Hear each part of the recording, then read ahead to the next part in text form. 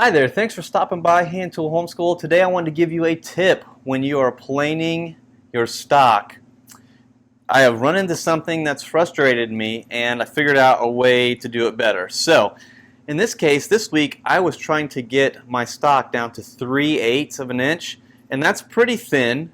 And what I ran into is that when I was trying to plane it, when I would stick it down in my vise and I put a pressure on it, first of all, at 3/8 I didn't have a lot of extra room because you've got your jaw vise, your vise liners are the wood that lines the metal vise. Anyhow, that's what's gripping the wood. So at 3/8 it doesn't stick up much from the side of the liners, so you don't want to hit those. You need to have your board sitting up a little bit. So what I'm trying to say is that it's kind of hard to grip 3/8, and especially when you put pressure on it, it causes a problem. It causes the wood to create a belly on the top, and it bows the wood, which makes it hard to plane flat at that point. So I wanted to give you an example.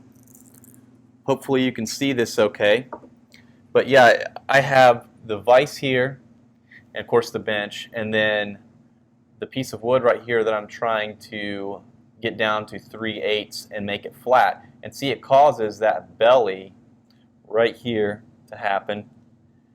And so that's sort of frustrating to make it able to plane flat. So what I found was there's a couple ways you can do this, but really you want to get the board flat. So take it out of the vise, and in this case what I did, it's a little hard to see, but I have a board up here at the front of my bench clamped to the bench with clamps, and then what I do is I'll just pretend for the sake of things that this is the piece of board that I want to plane flat.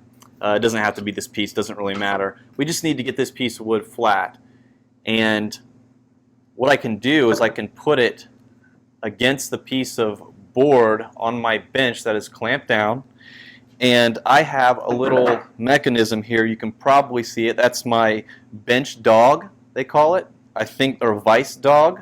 So I can adjust this up and down in my vise, and that gives me a lip there to put the wood on, and then the wood sits against this clamp down piece. And what I've got now is that the wood is sitting flat. So it doesn't matter if you had this same thing, and I did it with this one. You would be able to lay it flat down in between the two endpoints, and it's not going to give you that belly anymore. So then you can just work on making everything nice and flat. So that's my tip for the day, is that do not put thin stock in your vise and try to put any kind of pressure on it, because it's going to bow it. It's going to make it a lot harder to work on. By the way, it does not take much pressure at all. And what I found was when I tried this in the vise, when I backed off the pressure to see if it would get rid of the bow, then I didn't have enough pressure to hold it when I was planing, and it would fall right through the vise. So your best bet's to lay it flat. And you can do this several ways. The way I did it was I clamped that board on there. I had the bench dog, put it in between the 2 points. But you can do other methods too. And your bench top, you can drill holes and you can put wooden pegs, or you can use what they call bench dogs. And those are dog holes. They have a few different names for them.